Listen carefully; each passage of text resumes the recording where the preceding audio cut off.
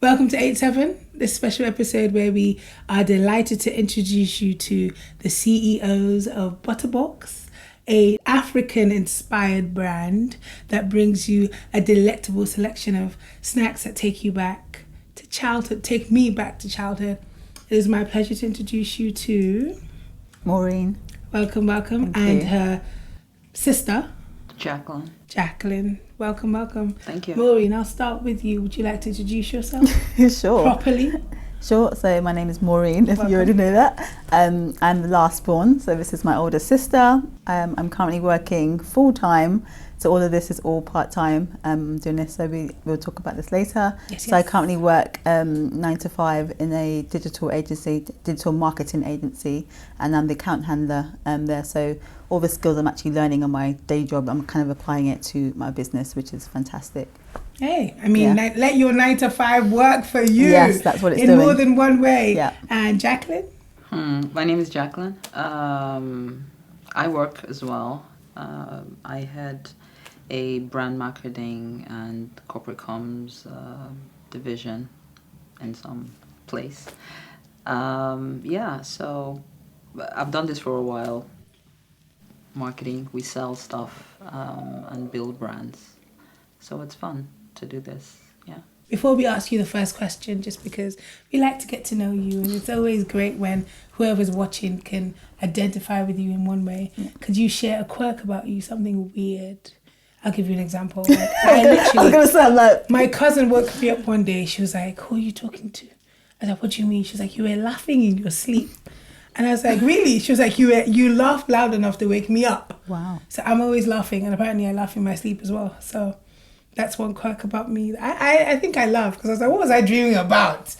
But yeah. I think it's pretty easy if we do it opposite. Sure. So you do me first. As in what? What's a quirk about me? Okay, so she was always the child that went to bed at 7 p.m. Okay. She's the only person that I know as a child that will get ready and go to bed on their own accord. I've never seen any other person in my life Wow. as a child just pack up in the evening and go to bed. And so she's an early bird, but it's weird. Most kids corralled, caned, coerced. She was never like that. Fascinating. So were you one of those children that auntie used to call an old woman? You know how you give birth to... I think I'm still out. Oh, wow. I'm in bed by 9. Fabulous. Oh, girl. So it's really weird. I think like we're both the same, but like the age gap is ridiculous. I find that weird already. Do you mind sharing the age gap? No. Okay. I'm joking. Okay. Don't shit. Just in case you're about to. Fair enough. But I was gonna say it's like we're like, again, we're two different generations, but we are actually the same in the sense of what I'm thinking, she's already thinking it, and vice versa. So it's just like, how is that with such a massive age gap between us? How we're almost living in each other's, I wouldn't say bodies, but you know what I mean, like we're almost the same but very, very different. So I think the quirk is that she just thinks the same way as I do and vice versa, like in terms of business ideas, and we're going in the same directions, which is I think why we make a really good partner. Yeah. So Buttah Box, how did that come about? What gave you the idea? I mean, people always say that go write down your small idea somewhere because you never know when that will become profitable. How did the whole Buttah Box idea come about? So I used to live in Nigeria many moons ago. So 2018, 2016, I think. When did I move back? 16. Thank you. So I moved to Nigeria in 2008 and then moved back to UK 2016. And when I moved back, a lot of people kept asking me, can you snacks? How do we get snacks? Can you send us snacks? And I was like, okay, I didn't realize there's such a big market for it here. Yes. So I'm like, you can literally, go anywhere and buy it. I didn't really realize that lots of people wanted snacks. So then rather than me use my own money to go and buy snacks, so when I used to buy it in Nigeria and bring them here, kind of just started charging my friends and family. And I realized this is actually a really good business and people actually want this and people are willing to pay. And that's how kind of Buttah came along. I spoke to my sister. I was like, look, this is what people, my friends in the UK keep asking me. Can you now send me stuff? And, that's kind of how it grew and it got bigger and bigger. Fabulous. So how did you move that idea? Because obviously people have ideas. People are always dreaming dreams about Yeah. business ideas. How did you move that from like your mind to this idea to an actual business? What was the process? I think for me, it didn't leave me. So that's number one. It kept like, I kept thinking about it. I was sleeping and I was thinking about it. I'd be going to work and be thinking about it. And it just never left me. So I think that's one thing. I think if you have an idea or you're passionate about something that just, you can't shift it or it doesn't leave you, tell someone about it. I told all my sisters, I told my friends and family. And then when I told my sister, it kind of like clicked. Oh, that's great, Maureen. Let's do it. And we were vibing off each other. So if anyone has any ideas and they can't get it out of their head, it's not shifting. Tell someone about it. Out of all the people you tell, there'll be one person that actually that's a great idea, and you kind of feed off each other. And yeah. Could I just say for the people who will watch this and think, okay, I have an idea, I'm going to go and tell somebody.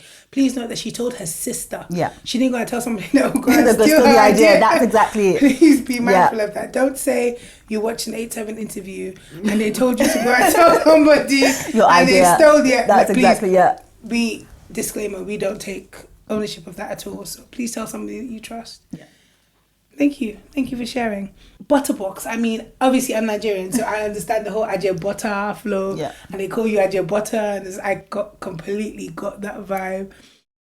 So in Nigeria, when you call somebody an Ajay Butter, they're a bit pampered, they're spoiled. It's a privileged thing. Yeah. So where did the name come from? Is that where it has its roots, or? Yeah. Yeah, so we're just thinking about different names and also playing with the domain, the domain generator to help us.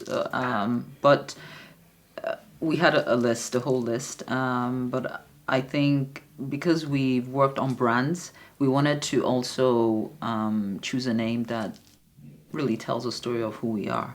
And we looked at, they're always calling her I got that called a lot in Nigeria. So- I never quite fit in. Yeah. See, if you're Nigerian and you're watching this, you're like, oh, it's a good thing to be Ajay Butter. I mean, Shalom Bush. I loved but it. Can we please carry on? I loved it.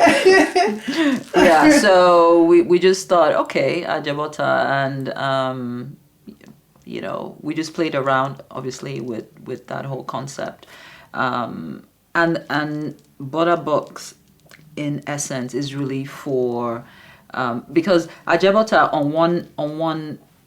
in one sense is referring to probably the person you're talking about, but in another sense, it's also referring to the other, the outsider child, as it were. So if you look at it from that perspective, the whole of diaspora or Black people who have African origins also butter. They're also precious, and they're also, so that whole concept. Now we thought, okay, cool, let's go with it. Fabulous. So the people who are watching this and thinking, I have an idea, I've told somebody, and we want to start, as these women have. How would you advise them to start? So they've told somebody, they've written it down. What's the next step? Especially for young Black women who are living in the UK and think, I want to be like them. I want to do what they're doing. Yeah. Without obviously selling your secret. But Yeah. Right. How would they go about doing that? The best business people, and this is just my own experience, but I think to be a good business person, you should have worked for a good business yourself, right? So the background is very important. I get a lot of young people who are just out of uni or barely out of uni, and they want to start a business. I personally don't recommend that, because I think that what makes me and what makes us, do what we do well is the wealth of experience that we got on our professional side, that we put into what we do. Right. So I always discourage people. I think you have to do your time before you start exploring the world of business. But that's just my personal opinion. So if it was a young person who's barely out of uni, not much work experience, I will tell them, go and look for the best company you can work for and do your time. And then in a couple of years, when you've acquired, because there's a lot of things about business and about building a brand that you cannot learn from school. You Right. can only Real-time learn. You can only experience. learn about it on the job. Between I and her, we've worked on more than 50 brands. So Wow. you know, so we bring all that to what we do now. So that would just be my. But if it was someone that we thought, okay, is ready, I would say you have to plan. If you don't plan to succeed, you can't get off you cannot get off the ground. But I think that you should do your research, look at your competition, understand what they do, understand who's the best in the field that you want to, or sector that you're trying to introduce a product. You need to do some research, understand who is your potential customer, what do they like. There's a lot of work that goes behind the scenes, I think, before you can actually present something. But look at your competition, do your research about your market, and have some thought about financing and how that may work. Are you going to finance yourself? Are you going to get it from family? Are you going to go get a loan? So there are a couple of things, but there are tons of resources online as well for small businesses. I would suggest that you go through those resources before you take any step. Yeah. That was really in depth. Thanks for sharing. Our next question is to shake things up. Obviously, I'm Nigerian, and so are you. What part of Nigeria are you from?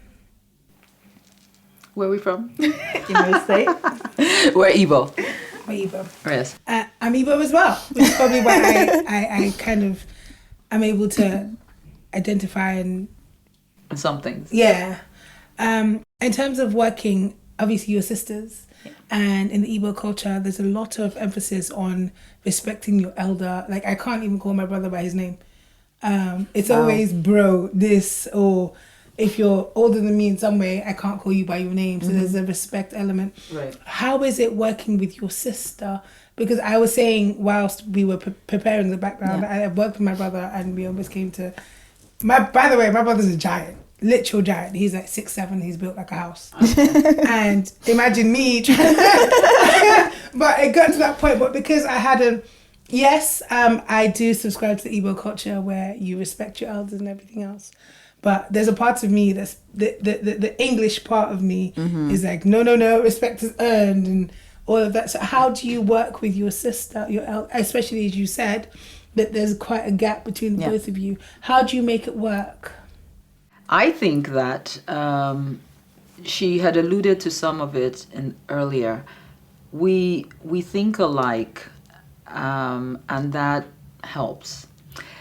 We work in the same space in terms of the same sector. We're marketers. And then we worked actually in the same company before. In Nigeria. Oh my goodness. And other businesses as well. So there's that's good. We've worked in other businesses and Yes, and this is our second attempt at business. So, but I think that at the heart of it, to be honest, because we are similar creatures and we work in the same type of space, I'm having a ball. Yeah. Because I have a partner who I don't have to interpret or reinterpret. Because sometimes most partnerships, the co-founder is strong in something else and the other one is in another thing. And so there's sometimes tension because you're trying to explain. I don't have to explain to her. She gets it. Right. She sees exactly what I see, and she finishes my sentences on ideas. So, and because I'm younger, the generations also changed as well. So she may say something of like, well, the generation now on the UK market, we're doing this now and this is what's selling. So you need to bring me this product kind of thing. So you win on every side. Yeah. That's fabulous. Yeah. So yeah, it's great. I can't. No complaints. Would you recommend other people working with family members? Okay, especially where you have, because obviously it's easier if you were both English and you have an idea about what respect is, compared to the Nigerian way of thinking where the elder person's always right regardless of what it is that they're saying. Would you recommend? would you recommend? That is a very traditional setting. Yeah. I do not recommend anyone being partners with someone that they cannot freely express themselves. That defeats the whole purpose. So whether they're family that you love to death or they're friends, you know, if you're not able to get your ideas across.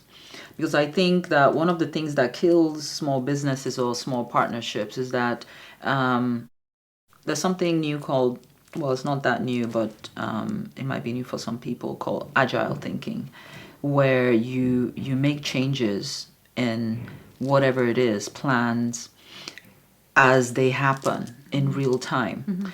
To be able to be a company that is ready for the future, digital, whatever, you really have to be working at the speed of light in an agile sense. And you're not going to be able to do that if you have these constraints of whether it's respect, culture, all these things. It'll be difficult, and your company will not go as fast as you need it to go to be successful. So you really need to work with someone who there are no barriers. Right. I can call her at 2 a.m. and say this, and she can call me at 4 and say, I mean, it's fluid. Yeah. How do you have a healthy boundaried relationship within this business partnership? It's very, To be honest, she's very English. So the boundaries are there, I think. I don't know. And then, to be honest, whenever she doesn't live in UK, obviously, So the timing is already yes, different so during the it's different. winter. So when I call her, we talk about work probably first, and then life afterwards. So I think we're really like, first of all, what's happening with Buttah, rather than you know. I think we kind of have a balance of both. To be quite we honest. have a balance. But I think we both are so passionate about Buttah that we actually want to talk about Buttah first, and then what's going on in our life second. So I think that kind of answers it. Yeah. The reason I ask is obviously when people have businesses, Yeah. boundaries just go out the window and people are not cognizant of the effects of boundaryless. Yeah. So I guess it works as your sisters and you're so similar because then you would both operate in a similar Same way way. anyway. Yeah. So Yeah, I think part of it comes from also because we have we work in the same sector, and the ways in which you function. You learn, and that's one of the reasons why I said that there's some things you cannot learn from school. You've got to work. You've got to work it in out real time. to understand how you create boundaries. Right. So within marketing, you could either be the client or you could be the agency. And when you're on the agency side, it's different because your client could call you at 2 a.m. and say, "Hey, you know, I'm on the client side." Right. And so, so those experiences teach you about boundaries. Because first of all, if for example, you're on the agency side, you have to create certain boundaries or not with clients because they feel like, because they pay for your service, they have access to you anytime. Right. So when you begin to learn how to curb those excesses, then it's easy to transfer that into your own business and stuff. And we actually have weekly meetings that are timed to a calendar. So we try to bring some of those in, so it works. I noticed on your Instagram page that you just recently completed or finished partnership with Netflix, and you were also part of the UK Black Business Week. Yeah. Tell us more. How did that come about? How did it feel? I mean, I saw the post. I was like, yeah! We were all that wasn't true. we were all very excited when it came through. Yeah. And this just goes to show that you don't know who your customers are. Right. I am the one in the based here, so I'm the one packing the boxes. I got an order from a customer and I packed the box the same way I would pack anyone's box, your box, whoever it is. And the same love and attention that I gave your box, I gave to that customer. And she happened to work at Netflix, and she happened to then just connect us to the right people. And that's how it came about. They emailed us. I thought it was a scam. I was like, have you seen this email? She's just like, yeah, but it's, so we had to dig some digging, check the name, make sure that, But in the end, it's just like, it just goes to show that anyone can be your customer. I think that's the moral of the story that I learned, that anyone, whoever it is, a person on the street, I can walk out today out there and just start talking to someone about business, they could be your customer. Treat everyone the same. And I think by me doing that and treating her the same, she liked the service. She even posted, and I reposted it, and she just connected us, and Netflix emailed us. Wow. You heard it here, folks. Buttah Box treats everyone like a VIP. Yes. We do. Oh, fabulous. Yeah. What was your experience like working with Black Business Week? Because obviously we tend to find that during October, a lot of businesses are open to working with Black creators, Black businesses. Yeah. What was that like, especially from a Nigerian perspective? Because I understand that Maureen is based in the UK, but you're... To you, every day is Black History Month because that's how, right. But to people here, that's not the case. How was that experience for you both? Yeah, so I actually went to the event. So Michael and Raphael are amazing. Shout out to them. They are absolutely amazing. What they're doing is amazing. I felt empowered. I was motivated. So many words. I was emotional at one hand, like just meeting so many people that are in the same space as you. It was just like, it's fantastic. I can't remember the numbers, but there was at least 2,000 people there. Even more. The event itself was well planned. I think they were really organized, the venue, everything from, we were getting emails before. The planning was on point, the venue, everything was just shout out, guys. They did an amazing job. I think it was just amazing. It was a really good experience. You probably have it all the time in Nigeria, to be fair. But when I went, I think even just networking people like have the same experience of you. Oh yeah, I have a full-time job, but I'm doing the same thing, trying to build my business. And it was just nice speaking to people and telling them about my business. They were passionate about theirs and exchanging numbers and vice versa. So yeah, it was a really, really good experience. I think that those sort of events are very crucial. Right. They help entrepreneurs, Black creators, Black business, small business people to come together and also learn from each other. Right. And it also, in some ways, empowers the community, because when you see your people all in one place, doing their thing, selling their brand or whatever it is they do, there's a sense of, there's great energy. Yeah. So I think it's an important work that should continue. There's so many moments, I think, but just for me, in terms of dealing with the people behind the scenes. So just like you said, behind the scenes people, the people that send the emails, that pick up the boxes or whatever it is. I think those were really crucial and very key in terms of the impact. So we enjoyed the experience. Yeah. Same thing with Netflix as well. Fantastic. I mean, sometimes you think that you tend to be overwhelmed because you think this company is too big or whatever, and then when you meet the people, they're just like everyday people, totally relaxed, totally cool, totally at ease with. And that was also a very nice surprise. Yeah.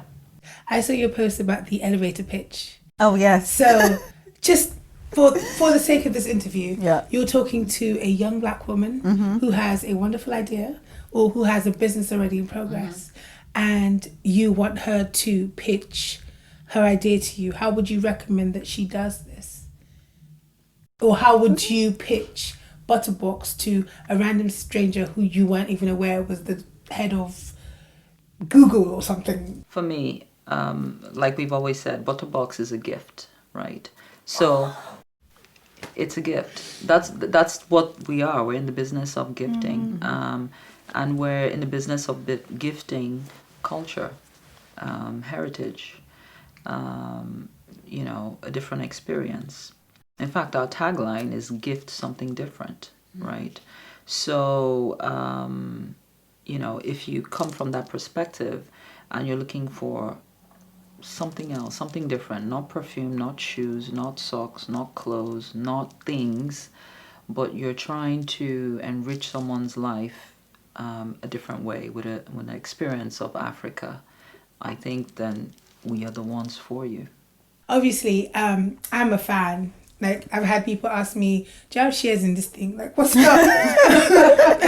We've talked about it as well. And I think one of the main reasons why I'm so excited is I love Black women.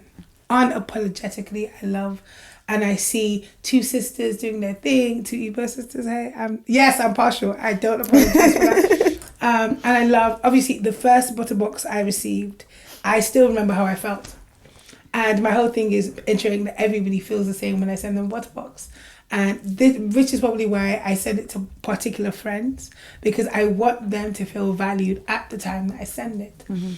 And a big thing for me is opening up the box. I mean, you guys, and this is not a sales pitch. Like, if you can, when you can, order a Buttah Box. And if you don't feel special, call me.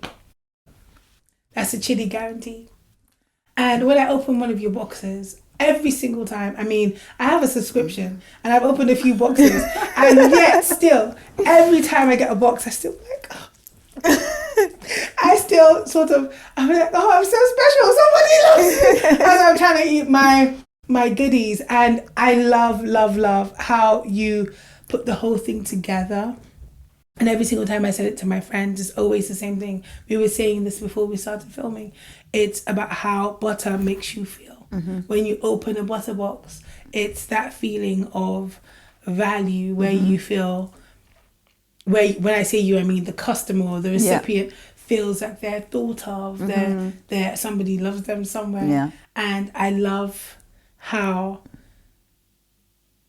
you communicate that without being present in the room. Yeah. And that's one of the things I absolutely love about Buttah Box. It's just everything. So I always say thank you for that. Thank you. Because I love the boxes. Thank you. And every time I'm like, oh, I'm in my Buttah Box soon. I'm gonna be like, that's gorgeous. That's gorgeous. Thank you. When somebody talks about Buttah Box, what do you want them to think and feel? Obviously, I've just broken down how I felt. Yeah.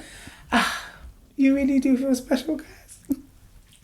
But that's what I want. When somebody receives a Buttah Box, how do you want them to feel? When somebody says or that talks about Buttah Box somewhere, what do you want the conversation to be? What one word do you want people to associate with Buttah Box? African excellence. It's 2 words, but I think that's really what I would like people to take out of it. I think that, like I said, we are trying to communicate a lot of things through food. And for us, it's, the way the world is now, everyone is so, it's a global village, so we're African, but then we're also from other places, the Caribbean, Americas, and different places. And I think the one of the things that we connect on is food. There's music, and that's having its own impact. Mm-hmm. There's language, and food is, I think, one of those major pillars for connection. And so for us, snacks are a very complex way of connecting with your roots. So even beyond what we're doing with people who already know the snacks. I think that where we would like to go is where the snacks are also helping people reach out to their culture. Yeah, so that's the big takeout for us. You said earlier that you both have a 9-to-5, and this is something you do in addition to mm-hmm. your 9-to-5. How do you handle that? It's hard. I think for me, I'm driven and passionate. And I think that's definitely the 2 things you need to have if you want to start your own business. You need to have the drive. I don't always go to bed at 9 anymore, but the dream is to go to bed at 9. But yeah, you do. I come back from work 6, 7 o'clock. I still continue working on the website, working on Instagram, posting, aligning posts, copy, whatever it is, designing stuff. I also design. My other secret talent is like I designed everything, the website, the packaging, the branding, and that I was able to do that because I work with brands and I see brand guidelines all the time. I know what's in the brand guideline, I know what is required, I know what people are looking at, I know what colours pop out to people. So I have that creativity. So as well as doing my 9-to-5 and working as Buttah, I do the creatives and all the designs as well. So I think what drives me, honestly, is the passion. I want this business to succeed. I want to do this full time. So it's not easy at all. There's times that you're processing orders, God knows, 1, 2 in the morning, or I'm working on the website 2, 3 in the morning, and I've got work. I'm up at 6 or 7 to go to work the next day. So drive and passion is definitely what keeps me going. Thank you. Jacqueline? I think that you have to plan. You have to plan. I try, or organize. Plan, organize, same word. But I try to organize my mind, and to say, okay, I'll give this certain time frame. Well, Monday to Friday, 9 to 5, you're kind of at this day work. But the thing is that the other work also comes through,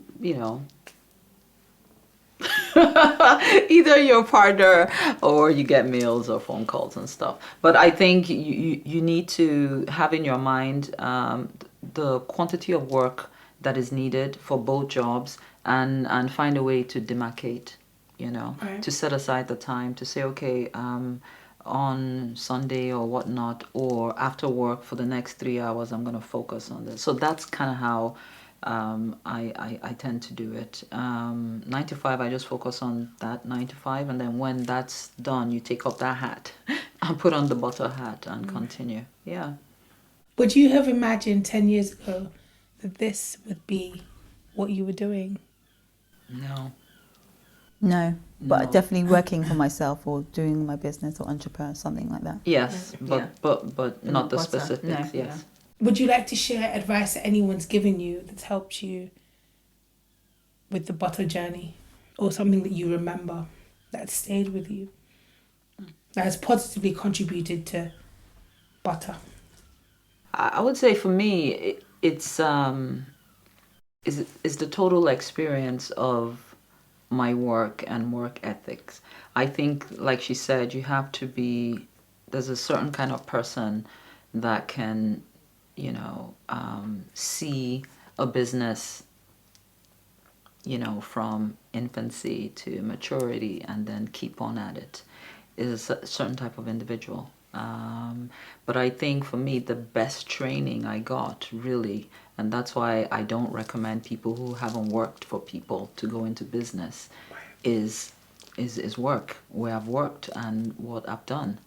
Until you have that experience, having a client call you at 3 and saying, oh, I was in this nightclub and our brand was not there, or it was like this, or, and you have to go and fix it at that time because they're there and they want it fixed. Yeah. If you haven't had that kind of experience, it's going to be very difficult for you to do your own thing. There are other experiences, but what I'm saying is that it pushes you. Right. Your clients push you to be perfect, to deliver perfection for them for the price they're paying you to do. Right. So until you've had that fire on your butt, as Americans say, it's very difficult for you to get that fire for yourself. Mm-hmm. Because you've seen perfection, and depending on how long you've worked, or how many projects you've done, over and over again, that trains you in a certain way. Mm-hmm. The way you think, the way in which you execute, the way in which it trains you on so many levels. So you bring that to your own thing. Right. So for me, that's been the blessing.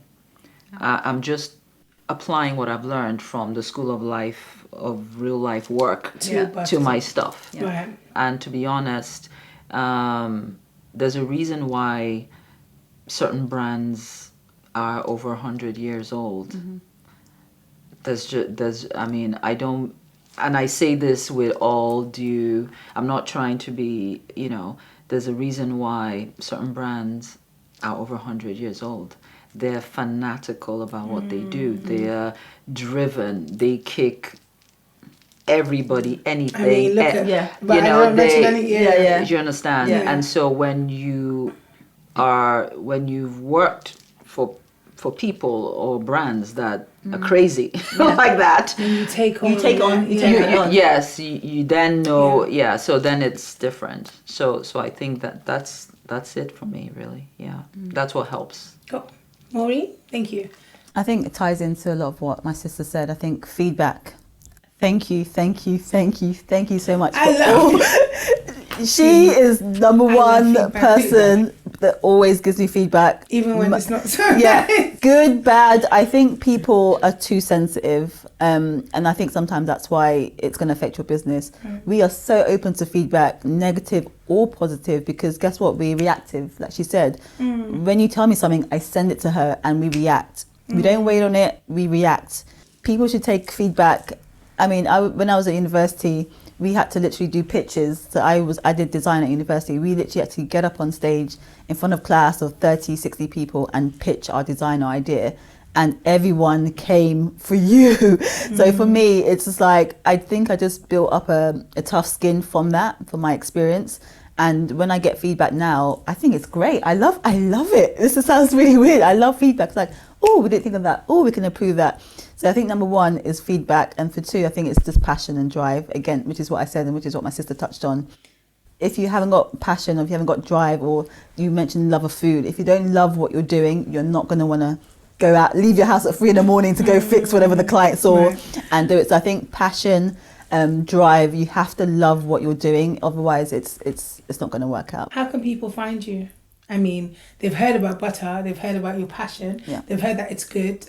Listen, they know all of this. How can people find you? So we are at buttahbox.com and that's our website, and our Instagram is buttah_box on Instagram and Facebook. Fabulous. Thank you so much for coming. We appreciate having you. Thank you for having us. 87 Buttah, you know, it's a partnership. Yes. Yes. Thank you both very much. Thank you. And Thanks thank you for us. watching.